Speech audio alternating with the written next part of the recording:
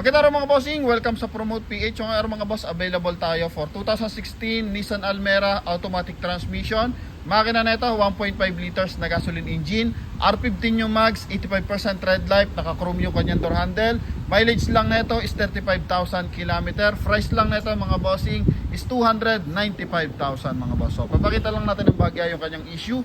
Coding neto is Friday mga boss. So dito sa front area, malinaw naman yung kanyang mga headlight mga bossing. So concern lang natin dito, yan may mga konting gas-gas, yupe mga bossing sa front bumper, then dito sa hood and sa bubungan mga boss, no? Then dito naman sa side mga boss, good pa yung kanyang mga gulong, 85% red light. And eto mga bossing, may mga konting dent lang, no? Yan, then eto chrome yung kanyang door handle, naka clear lens lang tong ating tint mga boss. So light lang talaga, may tint siya, sobrang light lang mga bossing. Then eto yung kanyang mileage, 35,277 mga bossing. And eto yung kanyang interior, so presentable yung kanyang interior mga boss. Automatic transmission, naka 1 din audio system. And syempre mga bossing, eto Nissan, sobrang lamig ng aircon yan mga boss, no? So power adjust din yung kanyang side mirror. So check lang natin. So yung power fold hindi gumagana. So naka-ano lang, naka-ready lang mga boss, no? Pero try natin yung power fold. Power adjust mga boss. Yan, so naka-power adjust yung side mirror. Yan, and ito naman sa kabilang side. Yan mga boss. So yung power fold, so ano lang, design lang, pero wala talaga. So actually, alam ko pinalagyan lang siya ng power adjust mga bossing. Then ito yung kanyang issue.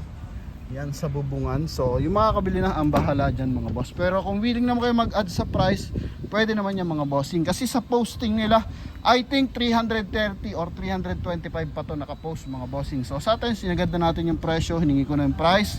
So 295 sila mga boss. So sa mga interesado, pwede kayong tumawag sa ating contact number na nasa screen mga boss. Ito naman yung kanyang loob. Yan, so presentable yan mga bossing. And eto sa likuran, walang basag yung kanyang mga lens. Yan, yung kanyang tail light. Ito lang meron mga boss. Basta ito kasi mga bossing nasira dahil yan sa ano yan, sa tawag dito, sa car cover na peke mga boss. Yung mga dumidikit na car cover. So paano ba ito open yun mga boss? Okay, ito yung kanyang trunk compartments. So yan mga boss, wala naman siya issue ng bangga mga bossing, and wala rin siyang issue ng binaha. Check natin yung spare tire mga boss. So donut, ano lang, steel rim yung kanyang ano mga bossing, spare tire, then makapal pa, may bulutong pa mga boss. Oh yan, oh may balahibo pa. So bagong bago yung kanyang spare tire mga boss. Then eto, isasama rin yung seat cover mga bossing. Yan, so check naman natin yung engine bay mga boss. Yan, so tungo tayo sa engine bay. May mga konting scratches, pero kung hindi kayo pihikan, pwede nyo agad ito makuha mga boss. Yan, ito naman yung kanyang engine bay. Dahil pasuyong ako, hindi makapa. Yan, sama natin sa idol. Yan, oh. Ito for detailing pa lang mga bossing ha. So tutukan pa rin natin kahit madumi yung ano, kasi bagong dating lang to. Ito mga boss is 1.5 liters na gasoline engine mga boss. Yan. So madumi pa. For detailing pa to mga bossing kanyang engine bay. Pero hindi po binahayan. Basta ito talaga is mga na-stock. So sobrang dumi mga bossing. Lalo na mga mauulan, lalo na pag galing bangko, mas madudumi pa dito. And ito yung kanyang hood mga boss. So wala man siyang issue ng bangga and binaha mga bossing.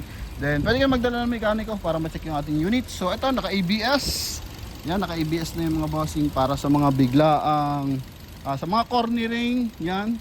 And biglang pagpreno, so maiwasan nating mag-skid yung gulong.